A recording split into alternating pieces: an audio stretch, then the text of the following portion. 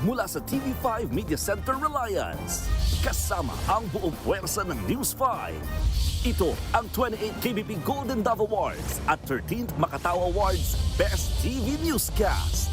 Frontline Pilipinas! Senator Jinggoy Estrada makukulong na naman sa kasong pandarambong. Isinisig ang mabilis na pag-usad ng kanyang kaso nang mapalitan ng liderato ng Senado. CIDG na ang nagsabi, barila sa Senado ang pagtakas ni Bato, konektado. Pagsakay ni Bato sa sasakyan ni Padilla, planado umano.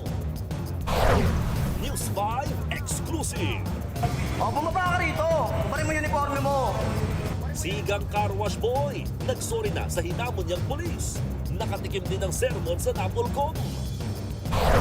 Sapul sa CCTV. Akyat bahay, naabutan ng mga may-ari ng bahay. Ang kawatan, nagtago sa ilalim ng kama. Matapos mapuno ng batikos, 2 puno ng nara sa Quirino Avenue, inilipat ng pagtataniman.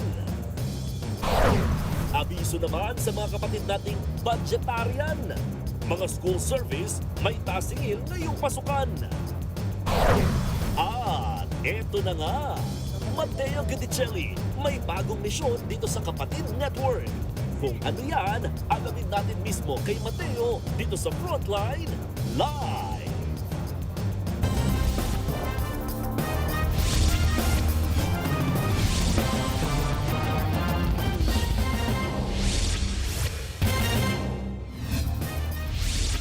Sa ikatlong pagkakataon, nahaharap na naman sa kasong pandarambong at katiwalian si Senator Jinggoy Estrada. Ngayon, para naman yan sa mga mahigit kalahating bilyong pisong kickback daw sa flood control projects. At bukod kay Estrada, nahaharap din sa mga kasong pandarambong si dating DPWH Secretary Manuel Bonoan at 2 iba pa. Live mula sa TV5 Media Center, nasa frontline ng balitang yan, si Camille Samonte. Camille, aarestuhin na ba sina Senator Estrada at Bonoan?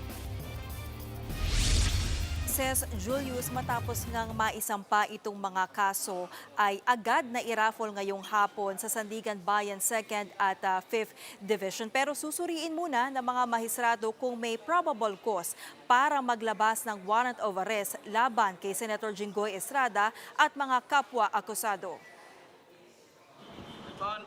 Personal na nagtungo si Assistant Ombudsman Mico Clavano at ilang ombudsman personnel sa tanggapan ng Sandigan Bayan sa Quezon City para personal na ihain ang mga kaso laban kay Senator Jinggoy Estrada.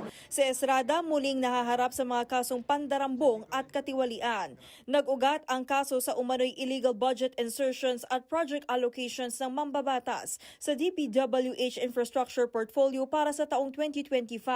Lumabas sa evaluation ng ombudsman na malaking halaga ng national budget ang idinaan sa mga infrastructure projects kapalit ng mga komisyon o kickback. Aapod daw sa 573 million pesos ang kickback na natanggap ni Estrada. Pero sa inilabas sa certification ng Senate Legislative Budget Research and Monitoring Office, wala raw budget insertion si Estrada. Pero giit ni Clavano, hindi sapat ang isang certification. Our evaluation shows that substantial public funds were deliberately funneled into designated infrastructure projects in exchange for predetermined commission fees or kickbacks. This certificate does not capture all stages of the budgetary process, wherein insertions may be made in a layered method. Matatandaan na sa pagdinig noon ng Senate Blue Ribbon Committee, ibinunyag ni dating DPWH Assistant District Engineer Bryce Hernandez na nakatanggap umano si Estrada ng 30% na kickback. Para yan sa 355 billion pesos na halaga ng flood control project sa Bulacan. Ito na ang ikatlong plunder case ni Estrada. Noong 2001, naharap sa parehong kaso si Estrada kaugnay ng weteng. Kinasuhan din siya ng plunder noong 2014 dahil sa PDAF scam. Pareho siyang na-acquit o napawalang sala sa mga kasong yan dahil sa kakulangan ng ebidensya. Pero giit ngayon ng ombudsman. I want to emphasize that this is very clear. Our case is built on solid, immovable evidence. Dawit din sa kaso sina dating DPWH Secretary Manuel Bonoan at iba pang DPWH engineers na sina Denville Cesar Cortuna, Manny Bolusan at Arturo Gonzales Jr. No bail o walang piyansa ang inirekomenda ng Ombudsman para sa mga kasong ito. Hindi naman nasama sa kaso sina dating DPWH Yusek Roberto Bernardo, dating DPWH NCR Regional Director General Polencia at Bulacan 1st District Engineer Henry Alcantara. Bahagi na kasi sila ng state witness. Hindi rin kasama si dating DPWH Undersecretary Catalina Cabral dahil namatay na siya noong December. Umaasa ang Ombudsman na agad na mairaraffle ang kaso para matukoy kung saang division ang hawak nito. Pagtapos niyan, susuriin ng mga mahistrado kung may probable cause para maglabas ng warrant of arrest laban sa mga akusado. Hihilingin din ng Ombudsman sa Sandigan Bayan na maglabas ng whole departure order laban kina Estrada, Bonoan at iba pa. Yan ay para matiyak na hindi sila lalabas ng bansa at haharapin ang mga kasong isinampa laban sa kanila. Pero si Estrada dati na ring may HDO sa Sandigan Bayan para sa 11 graft charges kaugnay ng PDAF scam. Samantala, nauna nang sinabi ni Ombudsman Boying Remulla na sunod na kakasuhan si Senator Joel Villanueva na dawit din sa flood control scandal. Gumugulong naman ang investigasyon kay Senator Chis Escudero na nagsumite na ng kanyang counter affidavit sa Ombudsman. Nahaharap naman sa reklamong plunder at indirect bribery si Senator Rodante Marcoleta dahil sa umano'y 75 million pesos na natanggap niyang campaign donation. The Office of the Ombudsman is determined to pursue all cases still pending. We have one shot to get these cases right. The Filipino people need to see justice. This office is here to make sure we deliver just that. Una nang sinabi ni Senator Amy Marcos sa tila iniisa-isang kasuhan ang majority senators. Palagay ko lahat kami talagang pinupunteriya. As a matter of fact, maraming tumatawag, maraming nagte-text sa amin, taga DOJ, taga OMB, na sinasabi na kaming lahat, yung 13, nagke-case build up na raw. All 13 of us are being targeted.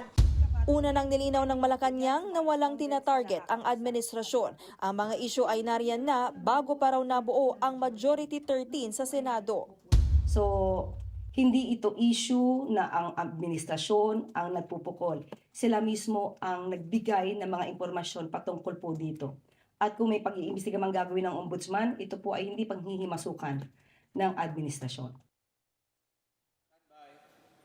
Julius says dedepensahan daw ni Estrada itong kaso sa legal na paraan. Giit niya may irregularidad sa proseso at may mga ebidensyang hindi napansin. Kasama raw dito yung sulat mula sa Senate Legislative Budget Research and Monitoring Office na nagpapatunay na wala siyang budget insertions. Pero una nang sinabi ng Ombudsman na hindi sapat ang naturang certificate. Hindi rin daw nabigyan ng pagkakataon ng senador na pag-aralan yung resolusyon ng DOJ at Ombudsman para sana makapagbigay sila ng paliwanag bago pa man isampa ang kaso sa Sandigan Bayan. Kinwestiyon naman ng senador ang timing ng pagsasampa ng mga kaso. Kapansin-pansin daw na bumilis ang usad ng mga kaso laban sa ilang taga-mayorya matapos magpalit ng liderato sa Senado. Si Senator Estrada ay parte ng mayorya na bumoto para palitan ang liderato ni Senador Tito Soto at iluklok sa pwesto ang ngayong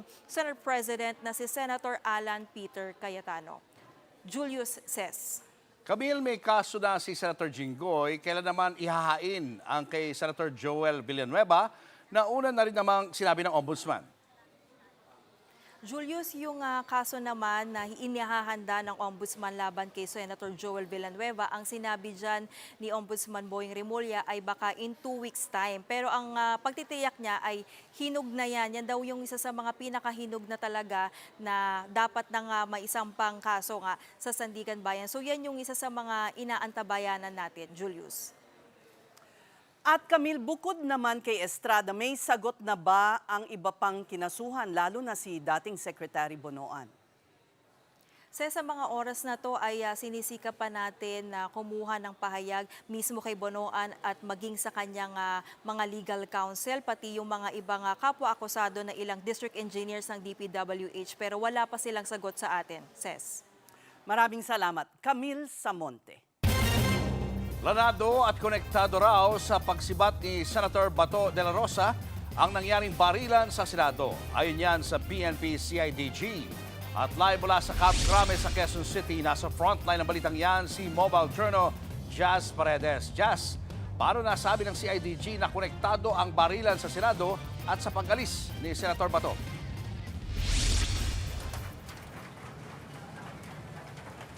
Julius, matipid pang sumagot si CIDG Director Robert Morico tungkol sa koneksyon ng nangyaring pamamaril sa Senado at ang umano'y pagtakas ni Senator Bato de la Rosa dahil gumugulong pa raw ang investigasyon. Pero pagtitiyak ng ahensya, konektado ang dalawang pangyayari, lalo't indispensable o mahalaga ang naging kooperasyon ni Senador Robin Padilla sa pagpuslit ni de la Rosa sa Senado noong May 14. This is the Senate of the Philippines. We are allegedly under attack. There was no attack sa Senate. Magkasalungat sila Senate President Alan Peter Cayetano at PNP CIDG Director General Robert Morico tungkol sa nangyaring barilan sa Senado. Sa gitna ito ng mga lumulutang na aligasyon na konektado raw ang shooting sa pagtakas ni Senator Bato de la Rosa madaling araw noong May 14.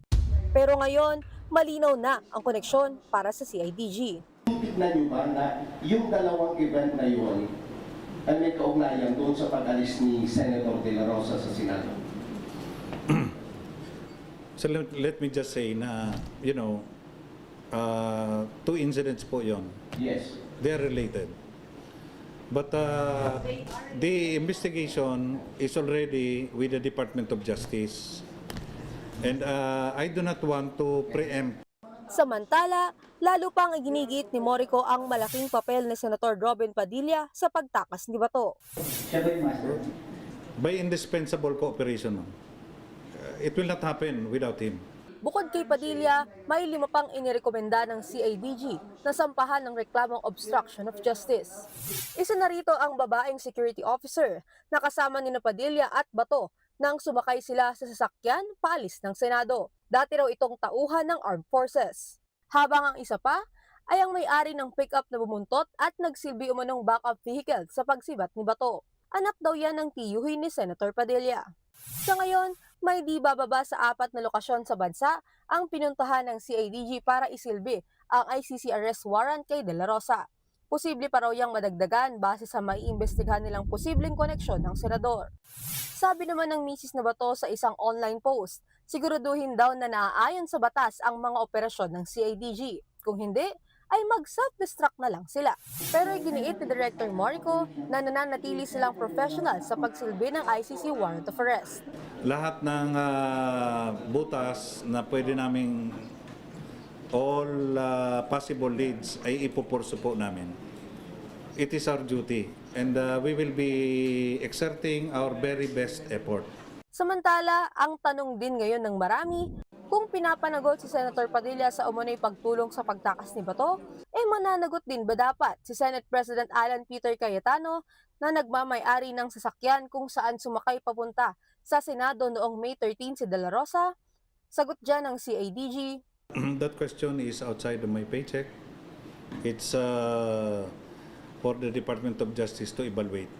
Sa ngayon, maraming senador sa minorya ang pinasusuko na si Bato. Si Senator Erwin Tulfo ayaw na raw pang himasukat ang kaso ni De La Rosa. Matanda mo siya, matanda siya sa akin. Alam niya ang tama, alam niya ang dapat gawin.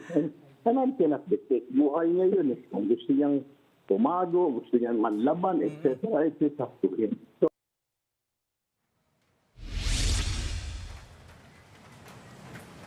Julius, natanggap na ng DOJ ang file for recommendation mula sa CIDG kaugnay ng reklamo obstruction of justice laban kay Senator Padilla at 5 iba pa.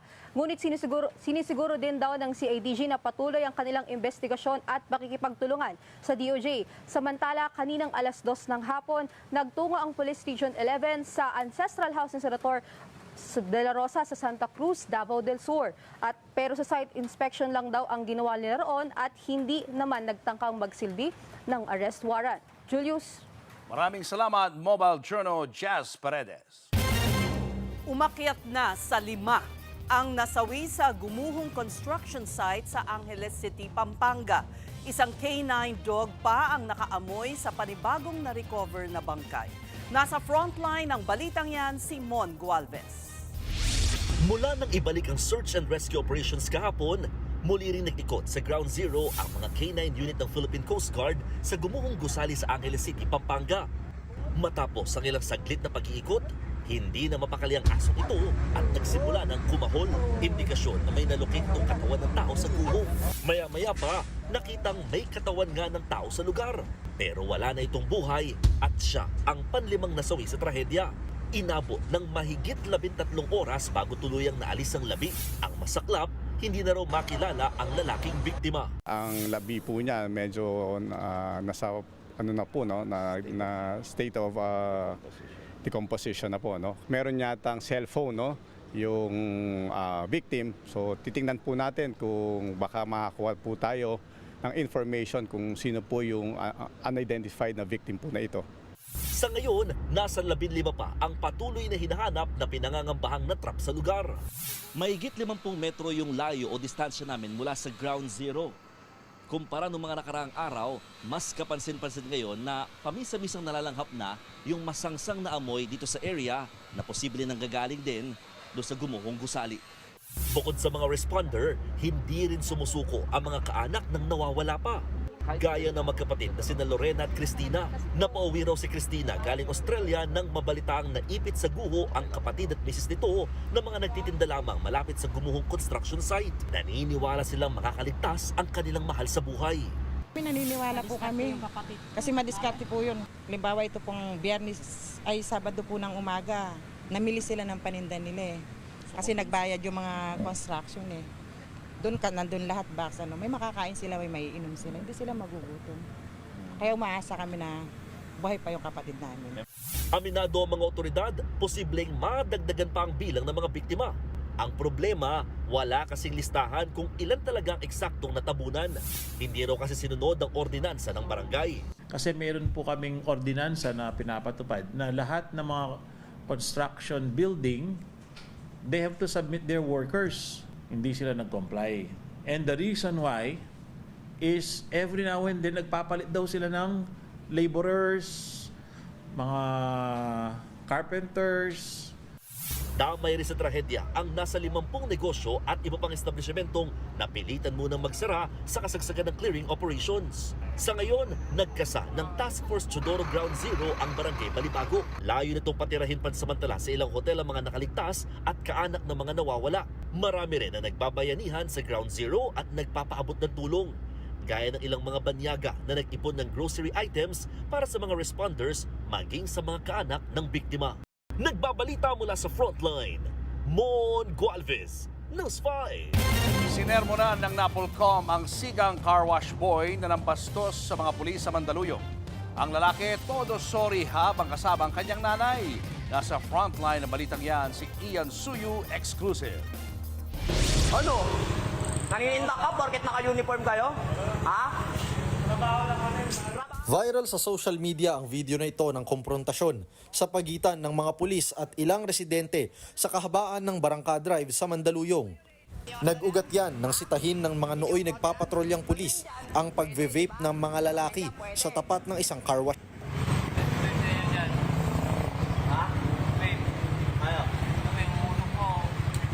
Kami. Sa private property kami. Ito. Nasaan ba kayo? Oo. Maya-maya, humantong na ang sagutan sa paghamon ng isa sa mga lalaki. Bumaba ka rito. Bari mo uniforme mo. Sa huli, umalis din ng mga pulis. Sa isa pang video na nakalap ng National Police Commission o NAPOLCOM, kapansin-pansing walang mga suot na pang-itaas ang mga car wash boy na nakaalitan ng mga pulis. Labag yan sa Safer Cities Initiative ng DILG.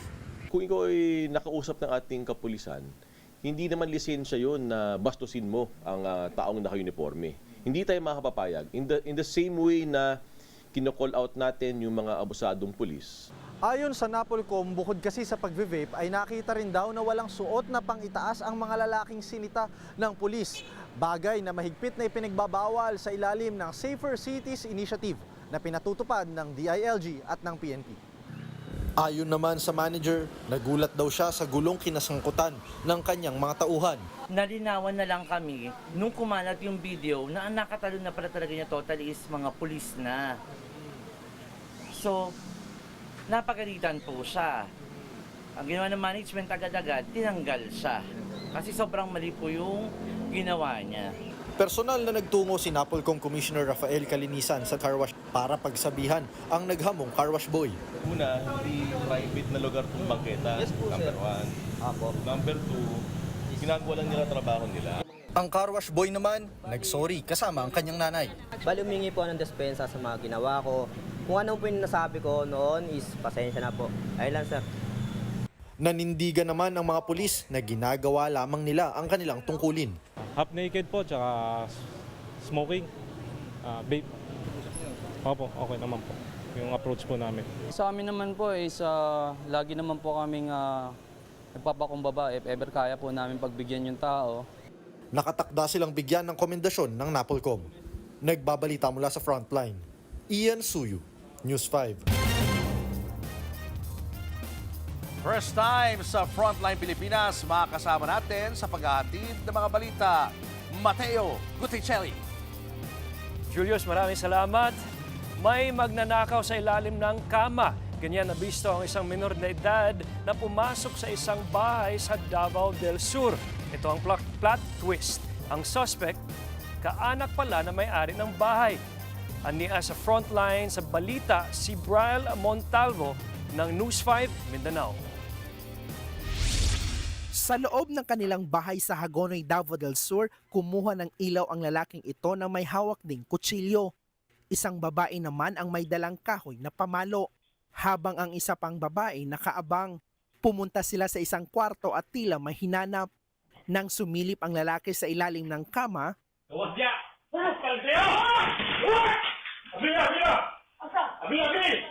may nakita silang taong nagtatago. Napaatras ang mga babae. Isa sa kanila hindi na rin napigilang sumigaw. Kwento ng lalaki na nasa video, pag uwi nila galing trabaho, nakita nilang nagkalat na ang mga gamit sa kwarto. Tanging ang kanilang magulang lang na senior citizen ang naiwan sa bahay at hindi nila napansin na may pumasok na palang kawatan. So pagsilip ko mismo sa ilalim ng katre namin, sa ilalim ng higaan, nakita ko mismo yung paa. So that time, hindi namin alam kung ilan sila doon sa ilalim. Ang takot ko rin nandun talaga. Hindi namin alam baka may baril, may kutsilyong hawak. Agad silang tumawag ng pulis at hinuli ang suspect. Ang nanloob pala sa bahay ang 13 anyos nilang pamangkin. Ayon sa mga pulis, notorious na ang binatilyo sa pagnanakaw sa kanilang lugar. Na may mga history na pala ng nakaw ng bata. Nagnakaw daw dati. Na-turn over na ng mga pulis sa DSWD ang minor na edad.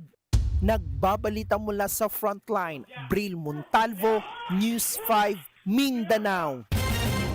Naging instant milyonaryo raw ang isang kasambahay sa Quezon City. Kinuha niya raw kasi ang pera at alahas ng kanyang amo.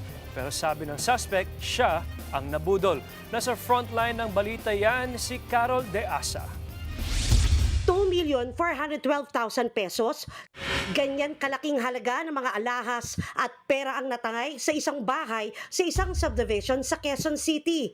Paano? Pinasok ng kawatan ang kwarto ng may-ari ng bahay. Dito na niya pinuntirya ang drawer sa loob nito. Iba't ibang alahas ang kinulumbat niya, kabilang 5 hikaw, 4 na kwinta, 1 bracelet at 2 pendant. Pati na rin ang nakasilid na 1.2 million pesos na cash. Ang sospek, ang mismong kasambahay ng biktima. Sa kuha ng CCTV sa labas ng subdivision, kitang lumabas ang babaeng sospek. Bit-bit nito ang isang puting plastic bag. Dito nakalagay ang mga ninakaw niya. Inabot niya yan sa isang lalaki at sabay naglakad papalayo sa gate ng subdivision. Pero ayon sa mga pulis, hindi pa raw nagpaawat ang sospek. Sinulit na niyang wala ang mga amo sa bahay at tinangkang kunin ang natitira pang mga alahas at pera. Pero dito na siya tuluyang pinigilan ng mga kapwa kasambahay. Tinawagan nila yung kanilang amo, dumating na yung amo at humingi na ng tulong dito sa amin para sa kaukulang investigasyon at disposition. Arestado ang sospek na kinilalang si alias Angelica, 31 anyos, na residente ng barangay May Bunga sa Pasig. Todo tanggi siya sa krimen. Nabudol lang daw siya sa isang babaeng tumawag sa kanya na nagpakilalang umanong amo niya. Ginawa ko yun base sa utos lang po doon sa cellphone na kausap ko po kay ma'am. Kaboses niya po. Wala na po ako sa pag-iisip nung time na yun. Pumunta ako sa kwarto niya, kunin ko daw yung mga alahas niya doon. Kasi nga gusto niya daw niya po, lumabas na po doon. Gusto niya na po bumalik sa hotel. Reklamo qualified theft ang kaharapin ng sospek. Sa ngayon, hindi pa nare-recover ang mga ninakaw niya. Patuloy na tinutugis ang kasabot niyang lalaki. Nagbabalita mula sa frontline. Carol De Asa, News 5! Mga kapatid, payag ka ba na kapag matindi ang El Nino o mainit ang panahon, gawing online ang sesyon ng mga senador? Kung si Senator Robin Padilla ang tatanungin, oo raw. Kahit nga raw gyera sa Middle East, maituturing na raw na force majeure. Kung ano yan, alamin sa Frontline Report ni Mean Los Baños.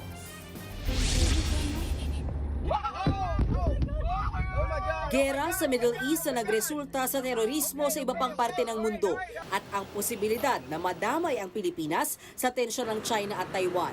Sa gitna ng mga yan, tanong ni Senator Robin Padilla, hindi po ba ito force majeure? Sinundan niya ng senador ng isa pang long post. Inisa-isa niya ang mga senaryo para masabing may force majeure. Bagyo, baha, lindol, gera, terorismo, pati na mga paparating na matinding La Nina at matinding El Nino. Sabay banat sa dulo na akala ko ba proactive ang dating majority. Ipinunto yan ni Senator Padilla kasunod ng mosyon ni Senator Rodante Marcoleta tungkol sa pag-amyenda ng Senate Rules para payagan ang mga senador na makaboto at makadalo sa sesyon via online. Pero si Senator Erwin Tulfo natawa nang hinga ng reaksyon sa programang Good Morning Kapatid.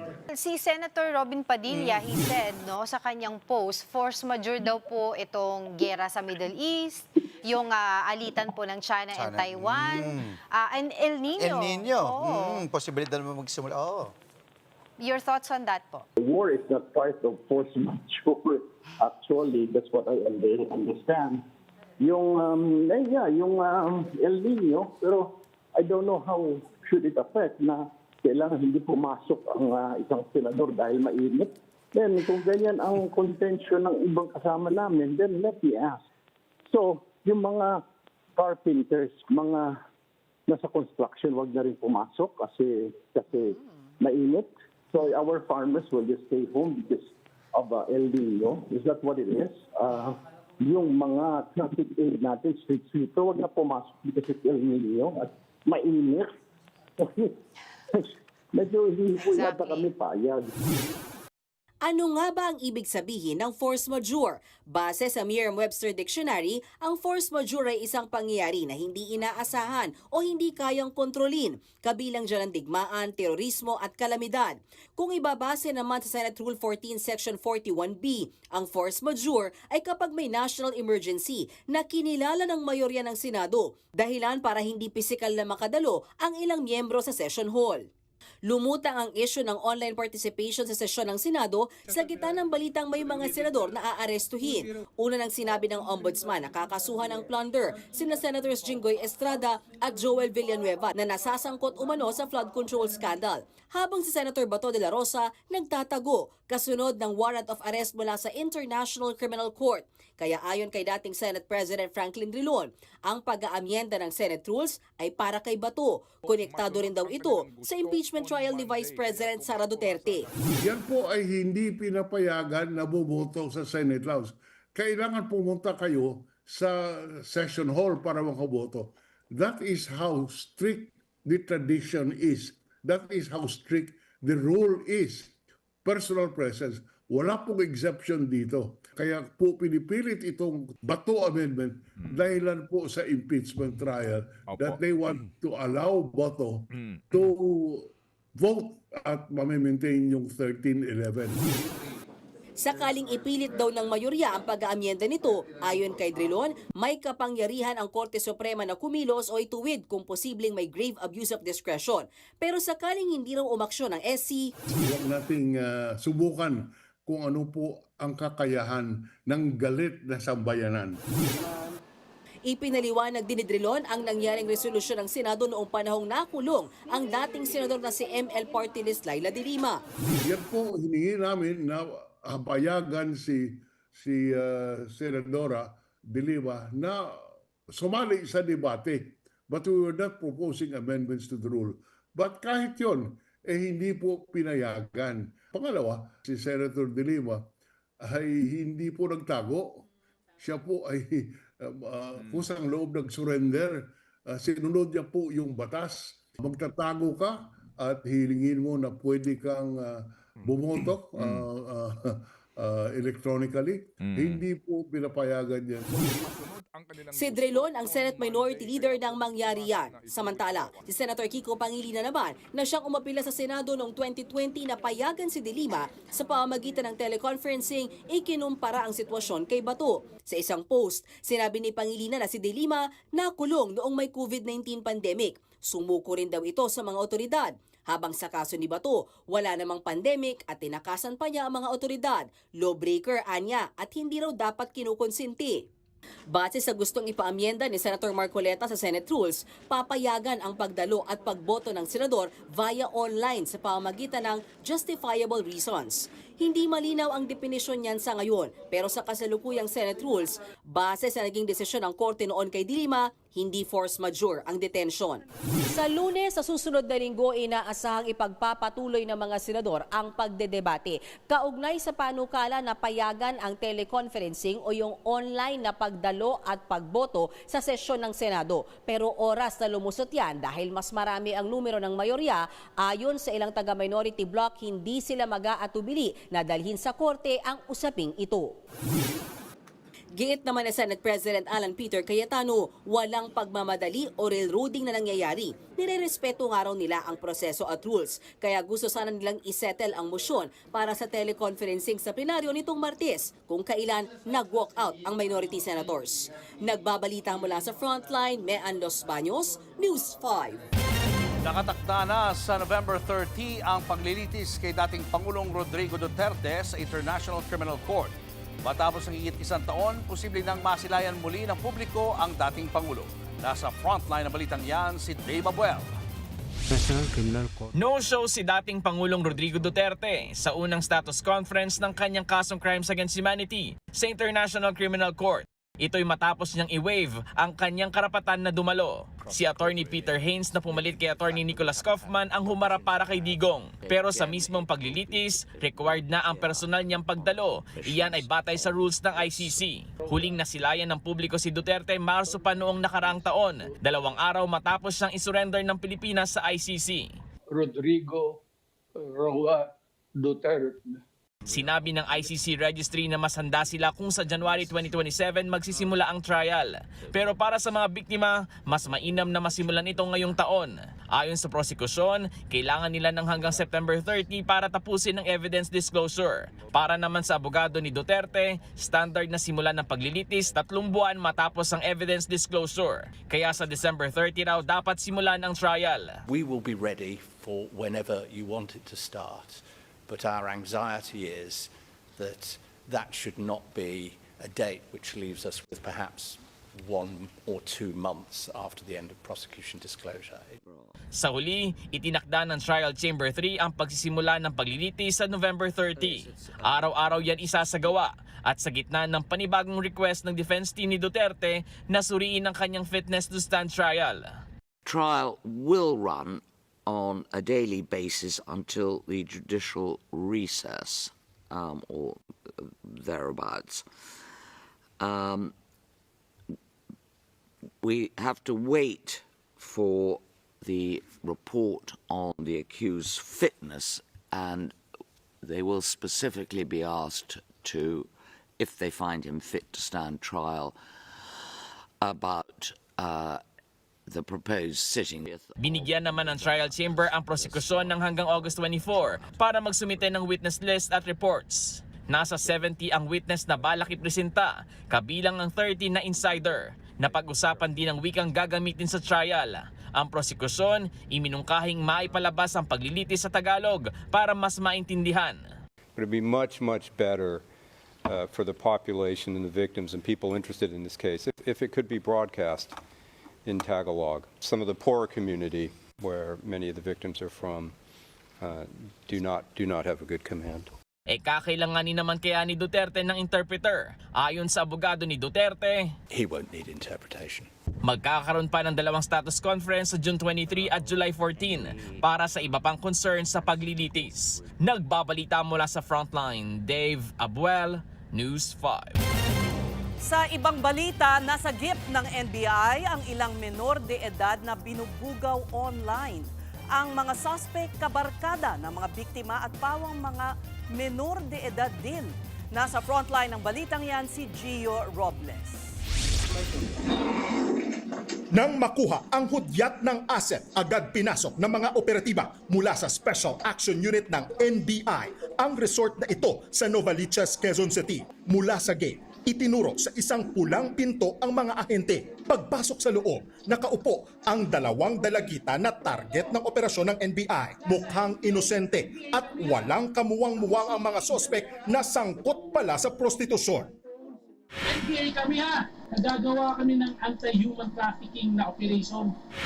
Pawang 14 anyo sa mga sospek sa tip na nakuha ng NBI mula sa Destiny Rescue Philippines, isang non-government organization na pag-alaman na mismong mga barkada umano nila ang kanilang binubugaw online. Sa investigasyon, lumalabas na tila may katalog pa raw na inaalok ang dalawa sa kanilang mga parokyano. Sa katalog, makikita ang mga larawan ng kanilang mga barkada na ipinapadala sa mga parokyano sa pamamagitan ng isang messaging app. Nang magkasundo sa halaga ang dalawang bugaw at asset ng NBI, dito na sila nakipagkita sa isang resort.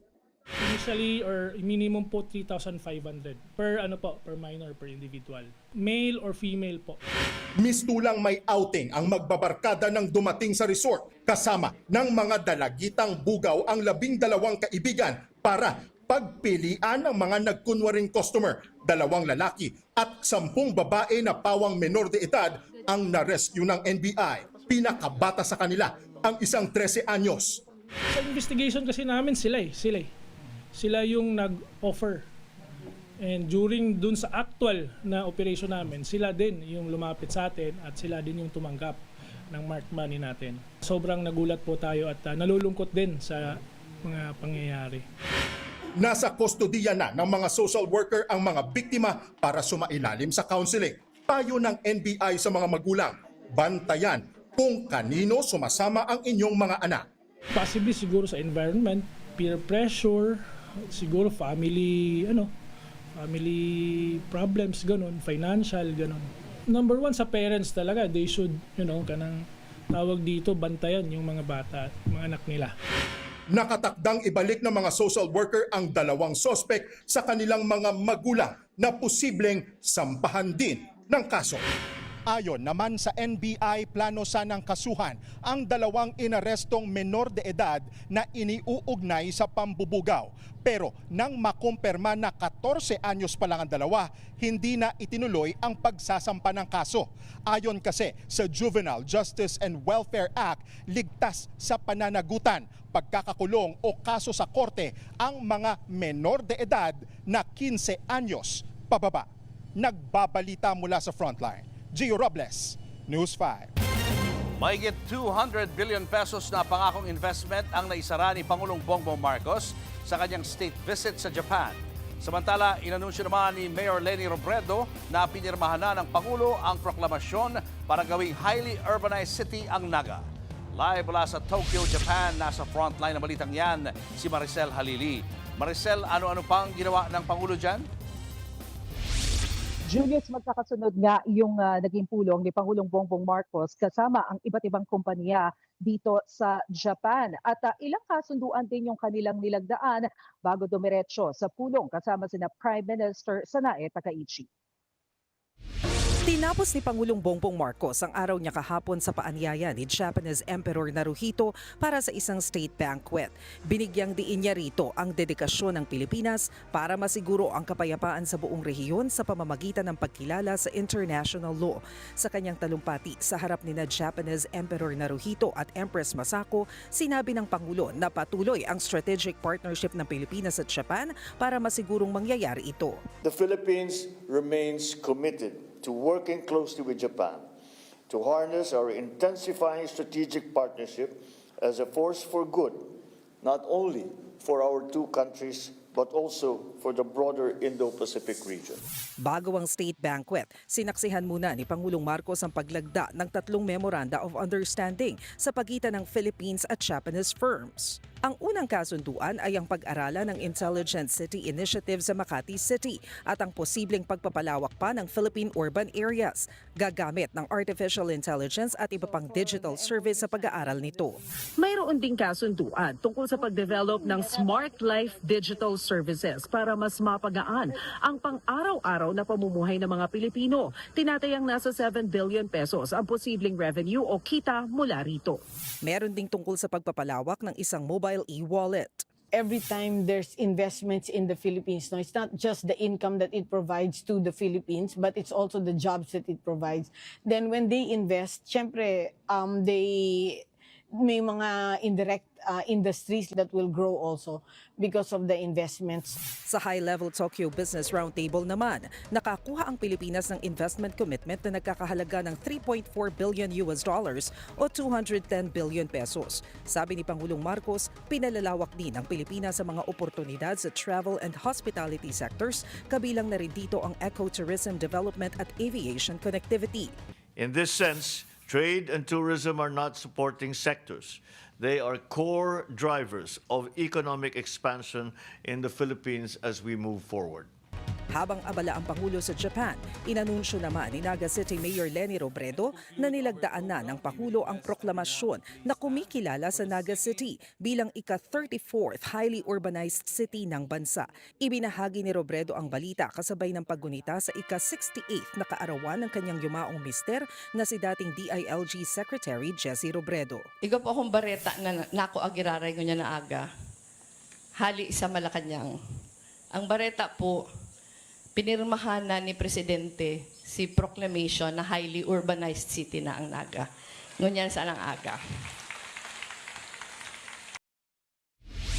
Julius, binigyang diin din ni Pangulong Bongbong Marcos na ang pagpapanatili ng kapayapaan sa buong rehiyon ay isang joint responsibility. Sa pagsasalita niya sa harap ng National Diet na katumbas ng pinagsamang Kongreso at Senado dyan sa Pilipinas, sinabi nito na tiyempo sa ika-10 anibersaryo ng arbitral ruling ukol sa West Philippine Sea nananatili ang pagkilala ng Pilipinas sa sovereignty at territorial integrity. Lahat ng bansa, gaano man kalaki o kalakas ang kapangyarihan, pantay-pantay, may boses at meron din daw karapatan at malayong umunlad basta naaayon sa international law. Pareho raw ang Pilipinas at ang Japan sa pagpapalakas ng maritime security para mapanatili ang kalayaan sa paglalayag at karagatang umiiral ang batas at hindi karahasan. Mula dyan sa pagsasalita ni Pangulong Bongbong Marcos sa National Diet, ay dumiretso si Pangulong Marcos para sa isang signing at joint press conference kasama si Japanese Prime Minister Sanae Takaichi. Dito, isang kasunduan yung kanilang nilagdaan, winitness para lagdaan. Ito nga yung tax convention na target daw na i-avoid yung double taxation. Pero isa dun sa mga pinakamahalagang napag-usapan nila ay yung tungkol doon sa defense cooperation kung saan ay nagsimula na raw ang negosasyon, sabi ni Prime Minister Takaichi, para doon sa pag-exchange o pagpapalitan ng mga military information. And bukod dyan, sinabi na nga rin ni Prime Minister Takaichi yung pagbibigay sa Pilipinas nitong destroyer na pwedeng makatulong sa ating military efforts. And nabanggit din yung pagsuporta ni Japanese Prime Minister Takaichi dito naman sa nominasyon ng Pilipinas sa UN Security Council. Pakinggan natin yung naging bahagi ng pahayag ni Pangulong Bongbong Marcos dyan sa National Diet. As maritime democracies, the Philippines and Japan are committed to strengthening maritime security and ensuring that our seas remain open, secure, and governed by rules, not by force. The Philippines remains at the forefront of upholding a rules-based maritime order. Julius, yung sinasabi ko kanina na ibibigay ng Japan ay yung Abukuma destroyer para makatulong dyan sa Pilipinas. And of course, yun yung delimitation ng maritime borders. Yan muna ang latest mula dito sa Tokyo. Balik sa iyo, Julius. Maraming salamat, Maricel Halili. Showbiz, eto na nga!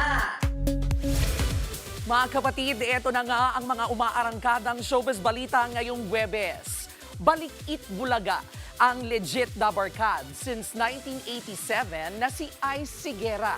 Hindi po bilang isang guest, kundi direktor ng longest-running noontime show. Nasa frontline ng balitang yan, si MJ Marfori. Kung ikaw ang mananalo sa Little Miss Philippines 87, ano ang gagawin mo sa mga premyong matatanggap mo?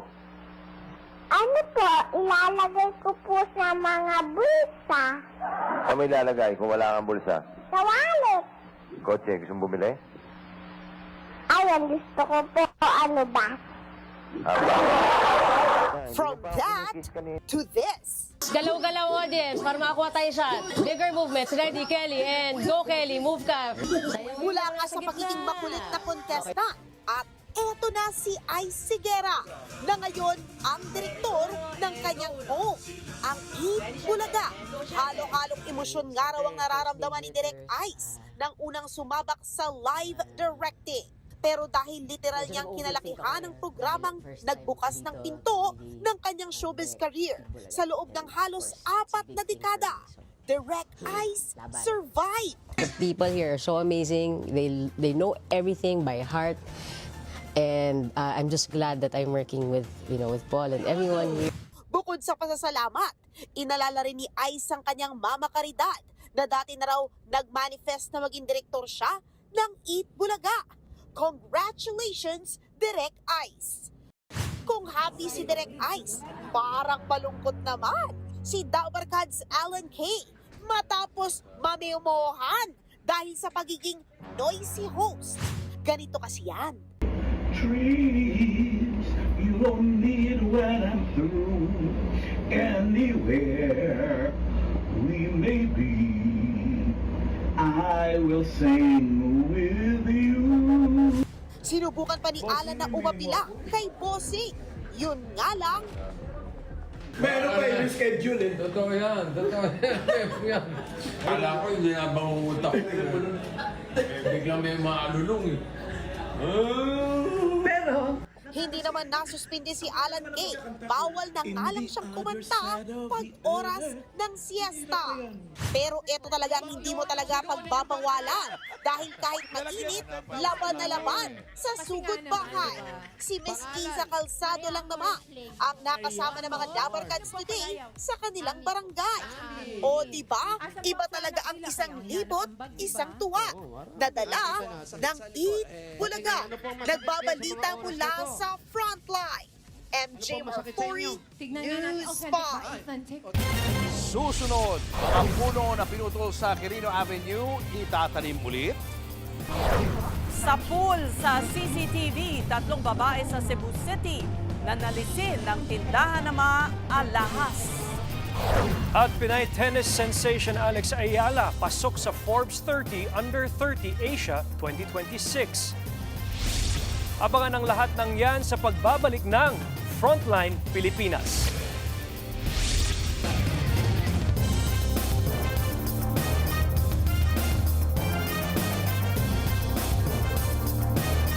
Mga kapatid, Julius Babaw po, nasa Middle East o saan mang dako ka ng mundo, manatiling may alam at may pakialam sa mga mainit na balita dito sa ating bansa.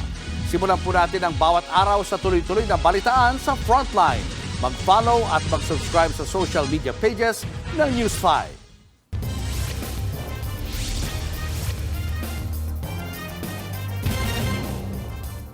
Pagkatapos putulin sa Quirino Avenue, itatanim ulit ang 2 puno ng Nara sa isang park sa Manila. Nasa frontline ng balitang yan si Mobile Journal Daniel Dayaw. Isinakay sa truck at binalot din sa tela ang mga ugat ng mga pinutol na punong ito. Mula sa Quirino Avenue, inilipat na ng DENR ang 2 batang naratri sa Manila Hidden Garden Park. Yan ay matapos batikusin ang pagpuputol ng mga puno sa kahabaan ng highway. Bahagi rin daw ito ng kanilang earthballing strategy para sa mga punong apektado ng gagawing Southern Access Link Expressway o SALEX. Ang earthballing ay isang paraan ng pagpapreserba ng mga puno't halaman. Ayon sa DENR, 74 na puno ang target nilang ilipat. Sa ngayon, pang-4 na puna ang 2 naratri na nai-transfer. Dagdag ni DENR Forester Arturo Calderon, priority nila ang mga batang puno. Yung batang mga trees, malaki yung chance na mag-survive pag inert ball po natin. Kasi yung root system niya po kasi hindi pa masyadong spread out, so stable pa yung kanyang rooting system. Nang tanungin ng kagawaran kung bakit hindi na lang din i-earthball ang lahat ng apektadong puno, halos kalahati o 44% daw ng mga ito may mga sira na, kaya hindi na posibleng mailipat pa. Expert findings kasi tayo dun sa mga puno na kapag transplant sila, hindi na magsusurvive kasi mga iba decaying na sila, and therefore very low survival rate na kapag transplant natin. Kahapon lang, ipinatigil muna ng DENR ang pagpuputol ng mga puno sa Quirino Avenue at Rojas Boulevard. Nagpapatuloy naman ang earthballing sa iba pang lugar sa Manila. Sisimulan na rin sa susunod na linggo ang restoration o ang pagtatanim ng seedlings. Nagbabalita mula sa Frontline, Mobile Journal, Daniel Dayaw, News 5.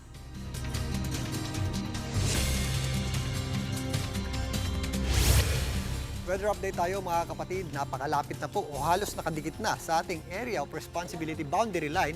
Itong binabantayan nating bagyo sa labas ng ating Philippine Area of Responsibility, ang bagyong may international name na Jangmi. Ito nga ang bagyong si Jangmi ay nasa tropical storm category pa din ng Pag-asa. Lumakas na po yan ng bagya, yan po ay may taglay na lakas na hangin na nasa 75 km per hour malapit sa kanyang gitna at kung minsan may mga pagbugsong umabot sa nasa 90 km per hour. Sa ngayon, ito po ay wala pong nakikitang direktang epekto sa ating bansa pero yung kanyang trough ay posible pong magdala ng matataas na tsansa ng pagulan sa eastern section ng Mindanao at yung kanyang hila naman ng ating hangin o yung daloy ng kanyang hangin o yung tinatawag nating southwesterly wind flow o yung pasimula ng ating habagat ay posible pong magpaulan dito sa western section ng ating bansa. Ito pong bagyong may international name na Jangmi ay posible pong makapasok sa loob ng ating PAR ngayong gabi hanggang bukas ng madaling araw. If ever nasa loob na po yan ng ating Philippine Area of Responsibility, ito po ay mabibigyan ng local name na Domeng. Sa ngayon, hindi po yan natin nakikitang inaasahang maglandfall o tumama sa lupa pero yan po ay lalakas pa at hihila nga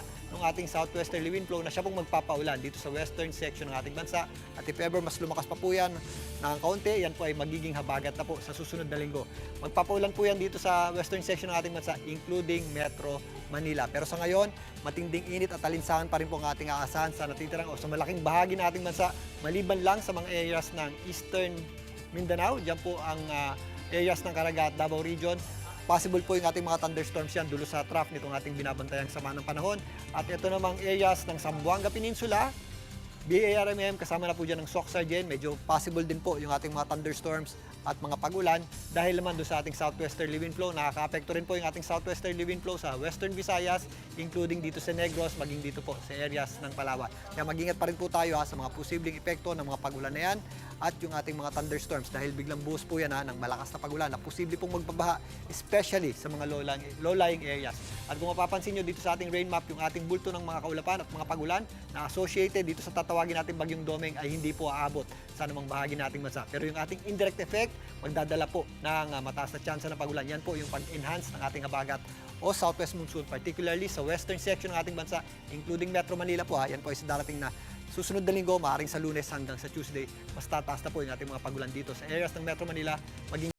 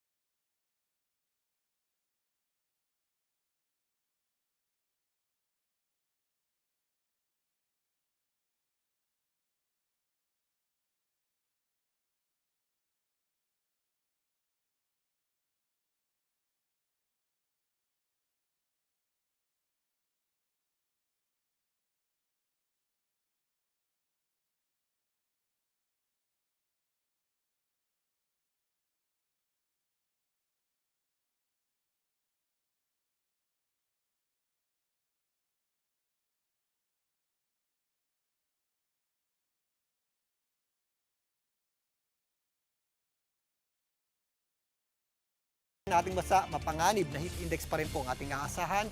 Bukas nga, posible po yung umabot sa hanggang 47 degrees Celsius. May areas po ng Kasiguran Aurora.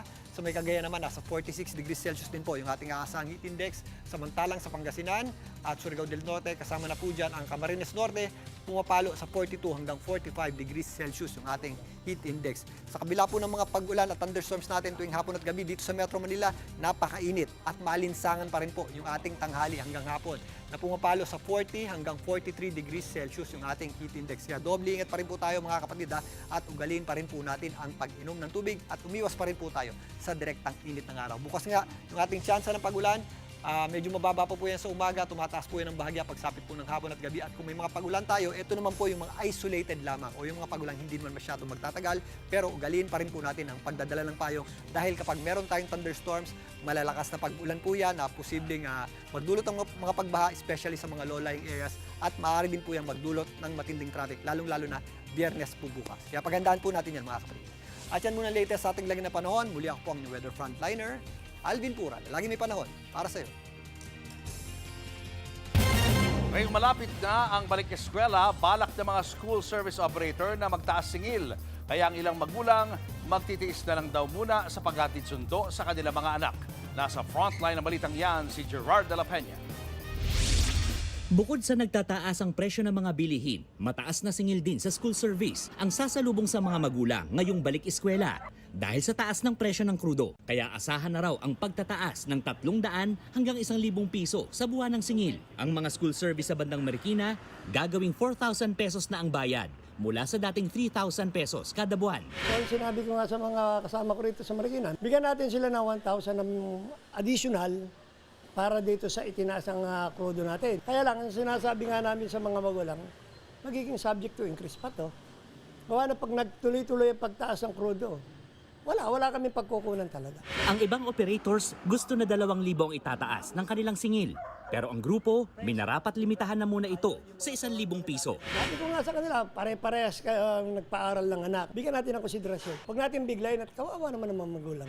Meron din namang mga operator katulad ni Brian na hindi makapagtaas ng singil dahil sa tindi ng kompetisyon sa mga sineserbisyo ang eskwelahan. Kakayanin pa naman daw ang singil na 3,500 pesos para mapunan ang mga gastusin. Pero hindi na raw siyang mahihiyang magtaas singil kung bumalik sa higit 100 piso ang kada litro ng diesel.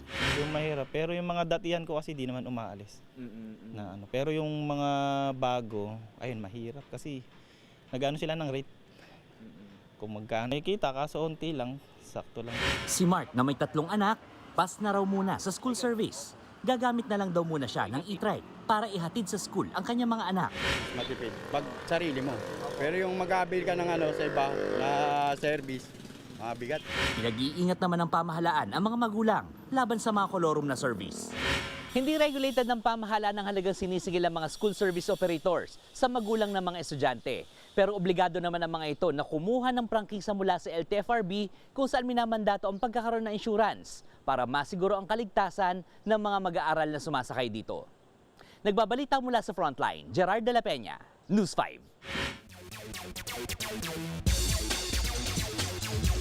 Tampok si Pinay tennis ace Alex Ayala sa inilabas na 30 under 30 list ng Forbes Asia sa ilalim ng Entertainment and Sports category. Napabilang si Alex sa mga under 30 years old na Asian personalities na gumagawa ng breakthrough sa kanilang mga larangan. Kilala ng Forbes Asia ang mga naging milestone ni Alex, kabilang ang pagpasok niya sa World Top 50 ng WTA. Sa kanyang Instagram story, nagpasalamat si Alex sa naging pagkilala ng International Magazine. Showbiz, eto na nga! Mga kapatid, eto na nga. Making waves sa OPM scene ang bagong single ni Janine Berdin. Ang kantang isinulat niya sa banyo abay napansin pati ng kanyang idolong si Demi Lovato. Nasa frontline ng balitang yan, si News 5 Entertainment Correspondent Von Belinar. Emosyonal si Janine Berdin bagong exclusive interview ng News 5 sa kanya. Hindi kasi makapaniwala ang singer-songwriter sa tagumpay ng bago niyang awiting What If I Miss You for the Rest of My Life. Para kay Janine, unti-unti na niyang nakukuha ang fruits of her labor sa loob ng halos 1 dekada sa OPM. I've been through a lot of things in life and I took a lot of risk because I saw that a lot of people resonated with the song itself. Ang pop rock song na yan, sinulat ni Janine habang nasa CR. Pero sinulugot talaga po. Kasi I really thought I was gonna miss this person my whole life. Tapos after 1 week, wala na pala, nakamove on ako. At from Hugo to international recognition nga ang What If I Miss You for the Rest of My Life na pinuri lang naman ng iba't ibang international artists katulad ni Demi Lovato, Doechii, Lauren Jauregui at iba pa. Pinaka-impactful yung kay Demi. She's a huge part of how I sing the way I am. Marami na rin ang gumawa ng covers, kabilang ng kaibigang si BGT finalist Mati Hunyosa.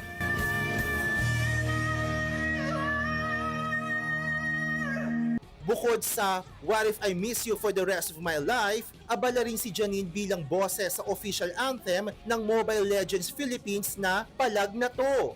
Available na sa mga streaming platform ang mga kanta ni Janine. Nagbabalita mula sa Frontline, Von Belinario, News 5. Susunod, kalansay ng lalaki na tagpuan sa kahabaan ng NLEX. Sa pool sa CCTV, 3 babaeng nagkunwaring customer sa Cebu City, mga magnanakaw pala. 1 million pesos na halaga ng alahas, tinangay. At Pinoy basketball star na si Kai Soto ikinasal sa aktres na si Rere Madrid. Yan at iba pa sa pagbabalik ng Frontline Pilipinas.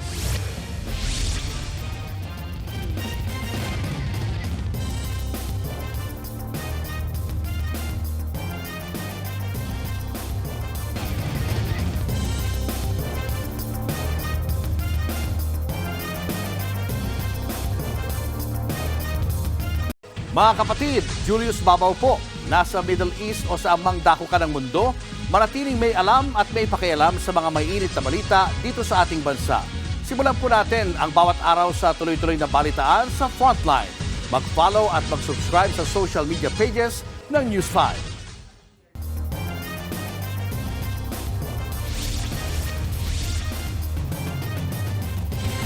Natagpuan ang kalansay ng isang lalaki sa kahabaan ng NLEX sa Pampanga. Nakasilid ito sa body bag. May suot pa itong t-shirt, jacket at slacks. Natagpuan yan sa southbound lane ng expressway sa Mabalacat City. Inaalamnan ang pagkakakilanlan ng lalaki at kung paano ito nasawi. Nananawagan naman ang mga otoridad na makipag-ugnayan sa kanila ang sinumang nawawala ng kaanak para sa mas mabilis na investigasyon. Nakaligtas ang isang pulis matapos tambangan at barilin ng isang lalaki sa Leyte. Pauwi na sana ang pulis ng harangin at pagbabarilin siya ng 40 anyos na lalaki. Nakapagtago ang pulis at nakaganti ng baril. Nakinasugat naman ang suspect. May nakarating agad na back-up ang pulis kaya naaresto ang suspect. Batay sa investigasyon, dati nang nakulong ang suspect dahil sa iligal na droga. Inakalaro nito ang biktima ang mismong nagturo sa kanya. Sa ngayon ay nagpapagaling na sa ospital ang suspect na naharap sa kasong attempted murder. Kunwaring customer at nagpa-reserve pa ng mga alahas. Pero ang ending, magnanakaw pala sila. Nasa frontline ng balita si John Aroa ng News 5 Visayas. Nakunan sa CCTV ng isang jewelry shop sa Cebu City ang 3 babaeng may takip na tela ang mga ulo at nakasuot ng mga face mask. Tila mga ordinaryong customer na tumitingin at nagsusukat ng mga alahas. Isa sa kanila pinakuha sa tindera ang bracelet sa estante para mabusisi. Muli nitong itinuro at ipinakuha ang iba pang alahas. Habang abala ang staff, palihim namang isinuksok ng babae ang naunang bracelet sa kanyang bulsa. Dahil sunod-sunod daw ang pagtuturo at pagsusukat ng alahas, hindi na napansin ng staff na may mga hindi na naibalik sa kanila. 2 bracelet at 1 kwintas ang nakuha ng mga babae na aabot sa higit 1 milyong piso. Hindi rin naman daw talaga bumili ang mga ito, pero pinareserve daw nila ang mga napiling alahas. Huli na nang mapansin ng may-ari ng shop na nanakawan sila. Postura nila parang mga Muslim, so at first nakilala namin sila as Muslim talaga, so di na namin na-identify kung tama ba yung kumbong nila. Kasi sabi ng mga talagang legit na Muslim, hindi na tama yung yung sinasabing hijab. Yung dating nila parang mga mapera din talaga kasi may mga alahas din eh. Nang maipost ang CCTV footage sa social media, napag-alaman na marami na palang nabiktimang jewelry shop ang mga ito. Nakatakip din ang mga mukha nila ng manalisi. Sa ngayon, patuloy pa ang pagtugis ng mga pulis sa mga salarin. Tinanggal naman sa trabaho ang staff na naka-duty noong mga oras na nangyari ang modus. Iniimbestigahan din siya para matiyak na walang naganap na inside job. Nananawagan naman ang may-ari ng jewelry shop sa sinumang nakakakilala sa mga suspect na makipag-ugnayan agad sa mga pulis. Nagbabalita mula sa frontline, Jan Arua, News 5, Visayas! Showbiz, eto na nga! Mga kapatid, eto na nga, ikinasal na si Gilas Pilipinas player Kai Soto sa longtime girlfriend niyang si Rere Madrid. Ang intimate wedding ni Kai at Rere ginanap po sa Alfonso, Cavite. Sabi pa nga po ng dalawa, mas naging matibay ang kanilang relationship sa kabila ng challenges dahil na rin sa suporta ng kanilang pamilya. 2 years na naging magkasintahan si Kai at Rere bago po sila nagpakasal. Susunod, mga motor napper umaatake raw sa isang barangay sa Rizal. Senior citizen nagulungan ng bus sa Negros Oriental. At aktres na si Ana Halandoni, kumusta na kaya matapos ang dinanas niya noong pang-abuso? Tutok lang mga kapatid, magbabalik pa ang Frontline Pilipinas.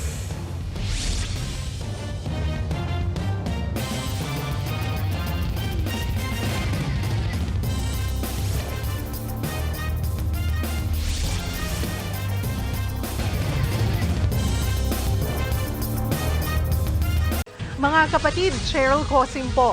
Nasa Estados Unidos, Canada o saan mang dako ka ng mundo, manatiling may alam at may pakialam sa mga mainit na balita dito sa ating bansa. Simulan natin ang bawat araw sa tuloy-tuloy na balitaan sa Frontline. Mag-follow at mag-subscribe sa social media pages ng News 5.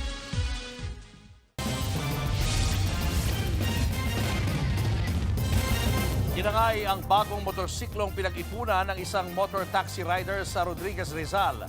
At sa pool sa CCTV ang mga kawatan na ginagamit pa raw ang mga nakaw na motor para makapagnakaw pa ng mas marami. Nasa frontline na balitang yan si Mobile Journal Alexis Ebue. Alas 3 na madaling araw, hindi mapakli ang mga dalawang riding in tandem na ito. Atras abante sila sa P. Rodriguez Street sa Barangay San Rafael sa Rodriguez, Rizal. Ang isang angkas, bumaba sa kakinalikot ang nakaparadang motorsiklo. Maya-maya, biglang gumana ang makina nito at bumukas ang ilaw. Agad sumakay ang lalaking kumalikot sabay tangay ng motor na di naman kanya. Nasa pool sa CCTV ang pagtakas ng mga magkakasabwat na motor napper. Ang may-ari ng tinangay na sasakyan, isa palang motor taxi rider. Kinabukasan na niya na lamang nawawala ng motorsiklong gamit niya para kumita. Kaya ganoon na lamang ang panlulumo ng misis ng biktima. Mag-performance pa lang sa amin yung motor, ma'am. Kumbaga, pinag-ipunan namin yan, panghanap buhay ng ang asawa ko yan, ma'am. Ang masaklap pa, nasa ninakaw ng motor ang wallet ng biktima na may lamang 5,000 pesos pati ang mga ID niya. Nang i-review ang kuha ng mga CCTV at nang i-post ito sa social media, napag-alabang notorious na pala ang mga motor napper. Ang dami po sa akin nag-message. Hala, nanakawan din kami nung May 12, ganyan. Baka yan din yung nagnakaw sa amin. Tapos meron pa po sabi sa akin, parang yung motor pa namin yung gamit ng magnanakaw na yan. Mas pinaigtinan ng barangay ang kanilang seguridad. Hinahanap na rin ng mga motor napper. Nagbabalita mula sa Frontline, Mobile Journal Alexis Ebue, News 5. Dead on the spot ang isang lola sa Negros Oriental nang masagasaan ng pampasaherong bus habang tumatawid sa pedestrian lane. Kita sa video ang biktimang nakahandusay sa kalsada. Durog ang ulo nito ng diretsyong mahulungan o magulungan ng bus matapos mabangga. Kinilala ang biktimang si Edel Trudes Dungkoy, 79 anyos na magsasaka. Nakakulong na ngayon ang driver ng bus na mahaharap sa reklamong reckless imprudence resulting in homicide. Sinagot naman ng kumpanya ng bus ang pagpapalibing sa biktima.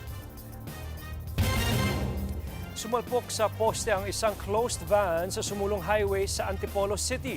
Ayon sa driver, meron daw kasi siyang inauasang bata na sa frontline ng balitang si Nina Ongpangco. Wasak at tumaglid ang closed van na ito na sumalpok sa isang poste sa Sumulong Highway, Antipolo City. Nagkalat din ang ilan sa karga nitong panambak na buhangin. Ayon sa driver na naaksidenteng sasakyan, paalis pa lang sila sa lugar at bebiyahe sana sa Pampanga. May iniwasan daw siyang patawid na bata. Nakabig ko sa kaliwa. Pagkabig ko, gumaywang na.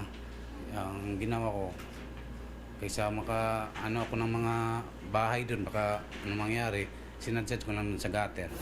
Nagtamo ng galo sa braso at pasa sa binti ang driver. Matagal na raw siyang nagmamaneho, bagamat unang araw niya sa pinapasukan ngayon. Problemado siya dahil posibleng mawala ng kita na ilalaan niya raw sana sa school supplies ng kanyang anak ngayong pasukan. Hindi pa ako nainom. Wala po akong diksyon, hindi pa ako Hindi po. Hindi nakaidip kasi aga pa nga pong. Kailangan ko ng pamita kasi pambili ng mga gamit nila eh. Ayon naman sa barangay, accident-prone area talaga ang Sumulong Highway at kadalasang mga truck ang naaaksidente. Paalala naman ng mga otoridad. Tumawid po tayo sa tamang lugar at saka mag-ingat po sa mga driver na nagmamaniho ng mga malalaking truck. Hawak na ng mga pulis ang driver ng closed van na maharap sa kaukulang reklamo. Nagbabalita mula sa Frontline, Nina Ongpauco, News 5. Showbiz, eto na nga! Mga kapatid, eto na nga, from victim to victorious. Yan po si Ana Halandoni ngayon matapos ang matinding pinagdaanan niya 4 years ago.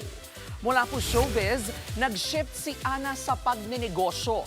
Dahil mahilig siyang magluto, pinasok ni Ana ang restaurant business. 2022 nang maging laman ng balita si Ana matapos ireklamo ng pananakit ang nooy boyfriend niyang si Kit Thompson.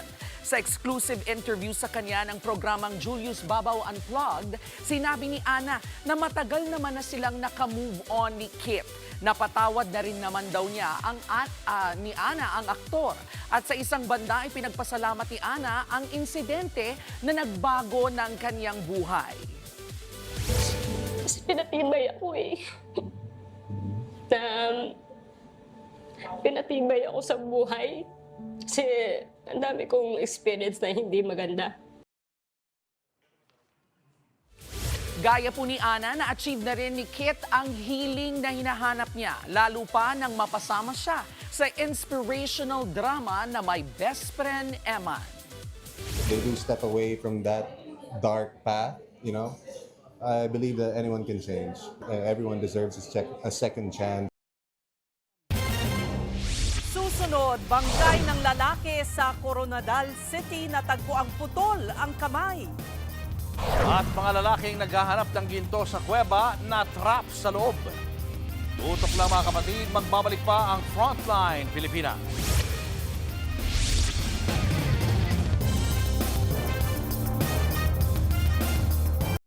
Mga kapatid, Cheryl Cosing po. Nasa Estados Unidos, Canada o saan man dako ka ng mundo, manatiling may alam at may pakialam sa mga maiinit na balita dito sa ating bansa. Simulan natin ang bawat araw sa tuloy-tuloy na balitaan sa Frontline.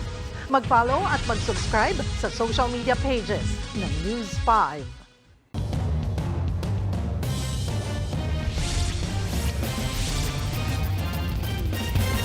Pinagtataga sa mukha at pinutulan pa ng kamay ang isang tindero ng isda sa Coronadal City. Hindi na mamukha ng biktimada sa mga tagang tinamo niya sa ulo. Natagpuan itong nakasubsob sa tabing kalsada Miyerkules na madaling araw. Sa hindi kalayuan, nakita sa damuhan ang putol niyang kaliwang kamay. Isang 41 anyos na lalaki ang biktima. Ayon sa mga pulis, nakitaan ang kanyang bangkay ng 3 sachet ng hinihinalang shabu. Kaya hinihinalang iligal na droga ang motibo sa krimen. May person of interest na rin ang mga pulis sa pagpatay. Sa gitna ng China-Taiwan conflict, naghahanda na raw sa posibleng giyera ang Taiwan. Kung sakali, damay tayo dyan. Nasa frontline ng balitang yan, si Marian Enriquez. Matapos ang higit isang araw na standoff sa pagitan ng isang Taiwan Coast Guard vessel at Chinese Coast Guard cutter malapit sa Pratas Island sa South China Sea noong Sabado, kampante pa rin ang Deputy Minister ng Taiwan Mainland Affairs Council. na hindi sila basta-basta aatakihin ng China. Tuloy-tuloy din daw ang kanilang paghahanda at pagbili ng mga gamit pandigma. We have purchased 120 the state-of-the-art tanks from the United States. If they know that the cost is high, that will be very useful to deter them from actually engaging in a military action. Kabilang sa kanilang mga binili ang HIMARS o yung artillery rocket system na ginamit na rin sa nakalipas na balikatan exercises ng Pilipinas at Amerika. Kasabay niyan, nilakihan din daw ng Taiwan ang pondo para sa kanilang Defense Department. Mula sa dating $20 billion, tinaas niya yan sa $31 billion. Ayon sa Maritime Affairs expert na si Attorney J. Batong Bakal, maituturing na deterrent din ng Taiwan ang pag-usbong ng kanilang semiconductor industry.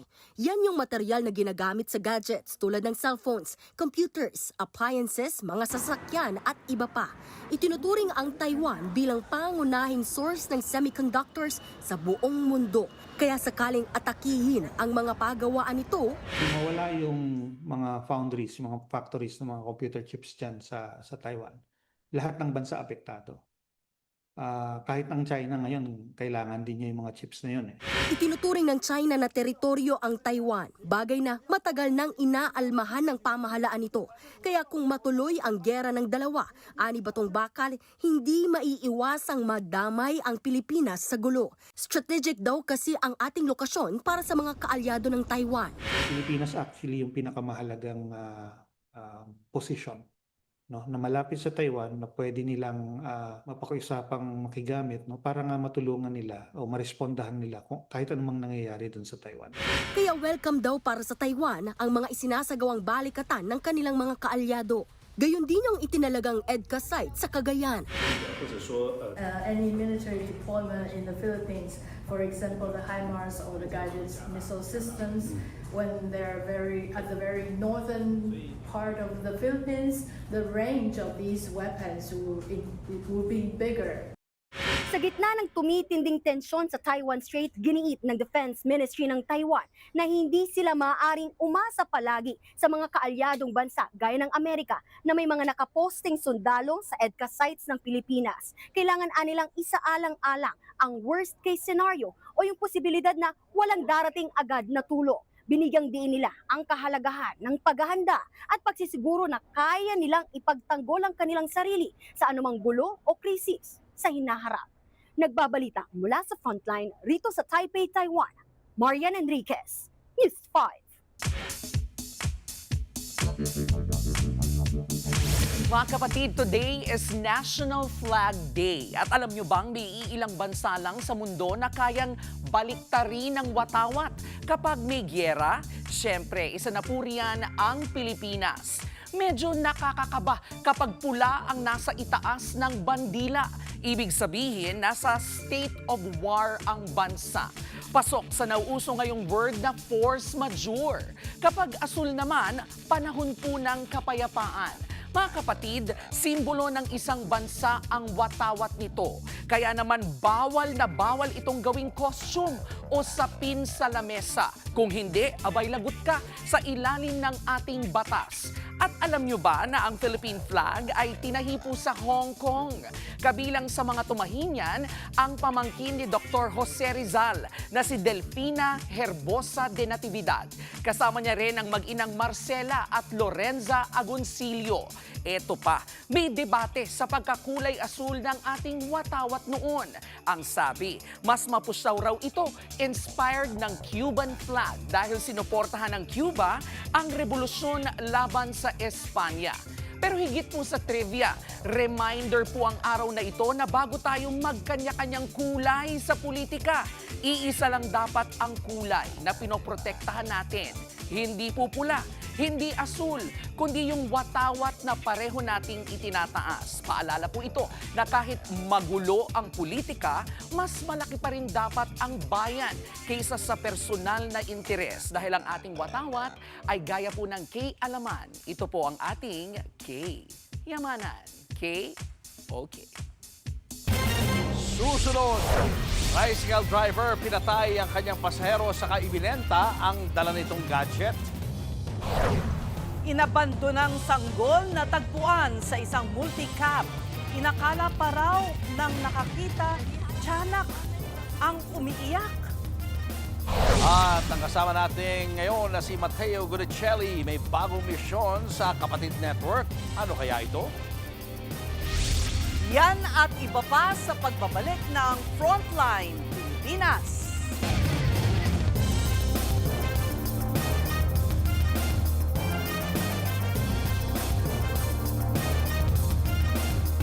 Mga kapatid, Julius Babaw po, nasa Middle East o saan mang dako ka ng mundo, manatiling may alam at may pakialam sa mga mainit na balita dito sa ating bansa. Simulan po natin ang bawat araw sa tuloy-tuloy na balitaan sa Frontline. Mag-follow at mag-subscribe sa social media pages ng News 5.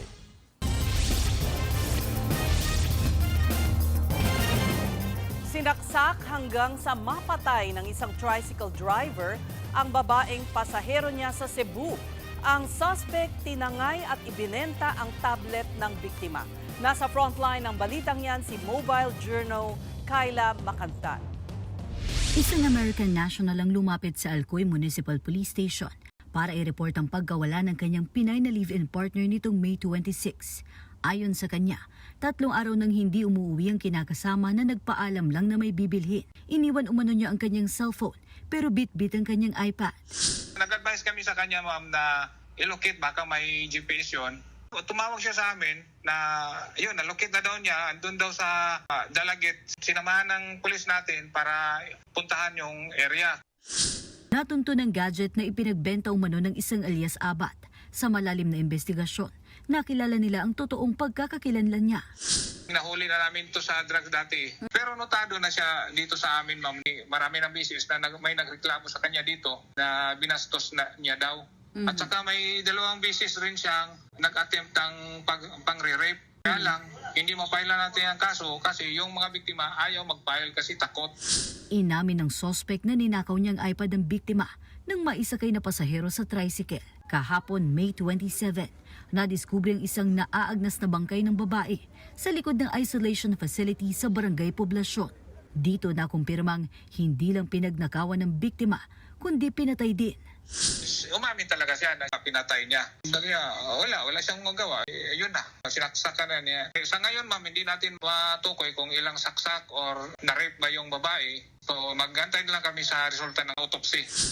Nakapiit na ang suspect na mahaharap sa kasong robbery with homicide. Nagbabalita mula sa Frontline. Mobile Journal, Kyla Macantan. Natagpuan ang isang sanggol na inabandona sa nakaparadang multi-cab sa Cotabato. Inakala pa nga ng mga nakakita na tiyanak ang kanilang narinig na umiiyak. Narito ang Frontline Report. Mag-aalauna kaninang madaling araw, natagpo ang nakabalot sa tela ang sanggol na yan sa loob ng isang multicab sa Barangay Concepcion, Makilala, Cotabato. Ang nakakita ang tinderang si Annalisa Gasang. Kwento ni Annalisa, bigla na lang daw siyang may narinig na umiiyak mula sa multicab na nakaparada malapit sa kanyang tindahan. Bumalik ako ng pagtulog kasi inakala ko tiyanak lang na panaginipan ko. First time lang kasi ako makarinig ng ganito. Pero nang lapitan ang sasakyan, laking gulat na lang nila nang makita ang lalaking sanggol. Kahit nakabalot ito sa tela, makikita raw na nanginginig na sa lamig ang baby. Agad silang humingi ng tulong sa barangay. Dinala ang sanggol sa Makilala Rural Health Unit. Maayos naman na ang lagay ng baby. Iniimbestigahan na rin ng mga pulis ang insidente. Binabacktrack nila ang mga CCTV sa lugar para matukoy kung sino ang responsable sa pag-abandona sa sanggol. Nagbabalita mula sa Frontline, Margie Bentulan, News 5.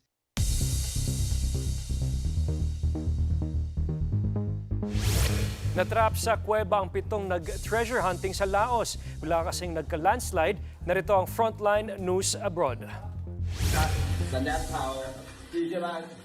Kuha ang video na yan sa loob ng kuweba sa Lao. Madilim, baha at makitid ang daan. Ang lalaki sa video, ang Thai rescuer na hinahanap ang 7 residenteng stranded. Sa loob ng 8 araw na paghahanap, natunto ng 5. Natagpuan sila, 300 metro ang layo mula sa exit ng cave. Pahirapan silang nakita dahil 60 centimeters lang ang lapad ng daanan. Singlaki lang yan ng isang cabinet. Agad namang nailabas ang 5 at dinala sa ospital. Ang problema, 2 pa ang nawawala. Pahirapan na yan, lalo't bumababa na ang oxygen supply. Hindi pa nakikisama ang maulang panahon sa Lao. Base sa report, naghahanap ng ginto ang 8 residente sa kuweba nang lumakas ang ulan at magka-landslide. Sa ngayon, tumulong na ang Thai rescuers na nasa likod ng rescue operation sa 12 lalaking natrap sa kuweba noong 2018. Nagbabalita mula sa Frontline, Faye Tobias, News 5. Showbiz, eto na nga! Mga kapatid, eto na nga. May matinding sorpresa para sa ating mga kapatid, si Matteo Gudicelli. Bukod kasi sa kanyang special documentary na Patriots, abay mapapanood na din po siya sa A Secret in Prague. Nasa frontline na balitang yan, si MJ Marfori. Mula sa pagiging aktor, ngayon may bagong misyon si Matteo Gudicelli. West Philippine Sea, atin to! Hindi lang basta uniforme ang suot ni Matteo, kundi responsibilidad at paglilingkod sa bayan. At sa bagong One News documentary na Patriots, mas palalawakin pa ni 2nd Lieutenant Gudicelli ang pagkilala natin sa mga tunay na bayani ng bansa. People really think I am political and I'm not political. These people wearing the uniforms, they are not political. We don't focus on the politics, we focus on the service. Dagdag pa ni Matteo. The love for country has always been there. And like I said, just like in every love story, there's always frustration. I'd be lying to say that I'm super, always, everyday proud to be Filipino. There are days when you question. Yes, it's good to question, it's good to speak about it, but at the end of the day, it's better to be proactive. Find ways to build your community, influence your community. Featured sa Patriots sa 13 kwento ng tapang, sakripisyo at serbisyo ng mga sundalong Pilipino. At eto pa nga, may good news si Matteo dahil mapapanood na rin siya soon sa A Secret in Prague. Reunion nilang dalawa yan ni Enrique Hill sa prime time at riot daw ang role niya rito. So my character there is the painter. I'm someone from England. So I have a Bisaya British accent. So it's a fun project. Abangan ang Patriots hosted by 2nd Lieutenant Matteo Gudicelli this June sa One News at 1PH. Nagbabalita mula sa Frontline, MJ Marfori, News 5. Welcome and thank you, Matteo, sa pagsama mo sa amin. Thank you, sir. Thank you, ma'am. Thank you, ma'am. Congrats sa yung documentary na Patriots. Maraming salamat. Yun, abangan nyo po dahil this coming June, ilalabas na naman po namin. And of course, to my right is Major Bala Tamayo. Hello po. Isa sa mga officers sa Philippine Army na talagang napaka-patriotic at napakagaling na officer sa Philippine Army. Bala. Pero anong totoong mong pangalan? Balaram po, full name. Balaram Tamayo. Balaram. It means spiritual strength. Oh, nice. We're excited to see your episode. Yes, thank you. Thank you for having us. Yes po. At eto nga, nagbabalik sa acting era si Matteo. Pero bago ang lahat, ano bang special dito sa documentary?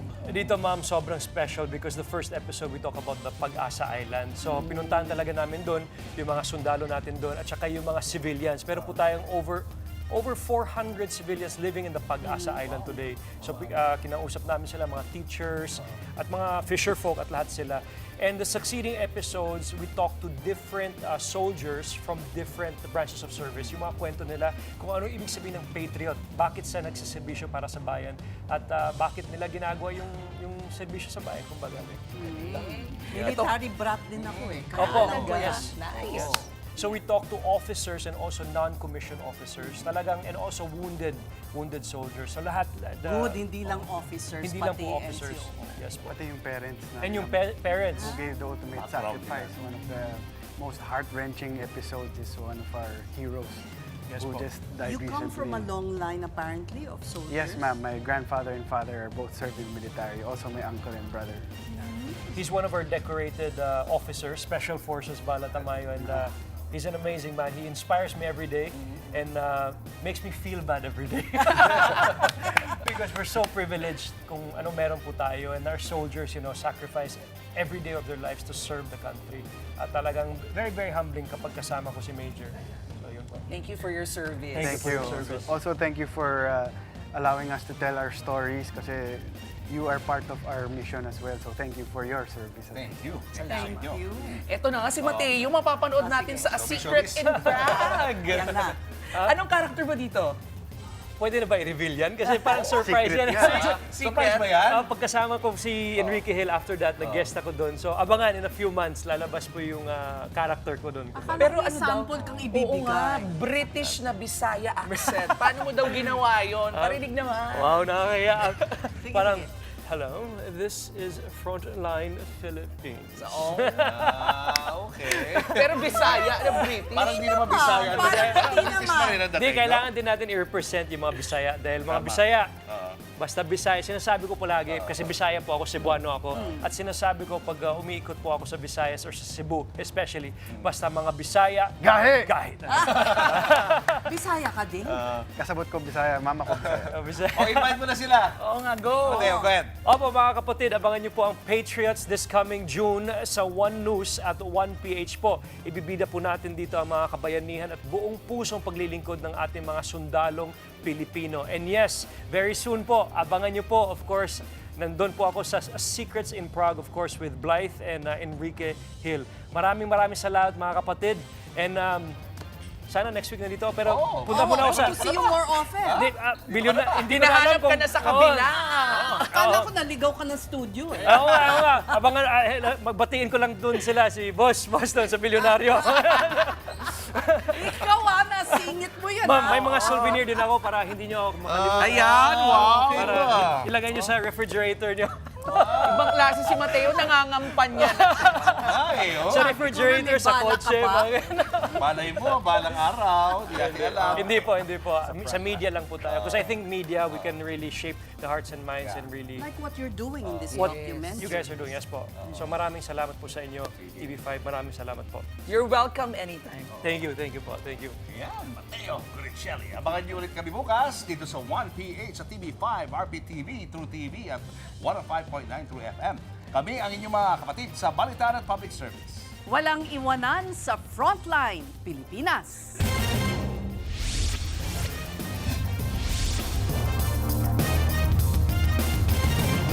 Mga kapatid, Cheryl Cosim po. Nasa Estados Unidos, Canada o saan mang dako ka ng mundo, manatiling may alam at may pakialam sa mga mainit na balita dito sa ating bansa. Simulan natin ang bawat araw sa tuloy-tuloy na balitaan sa Frontline. Mag-follow at mag-subscribe sa social media pages ng News 5.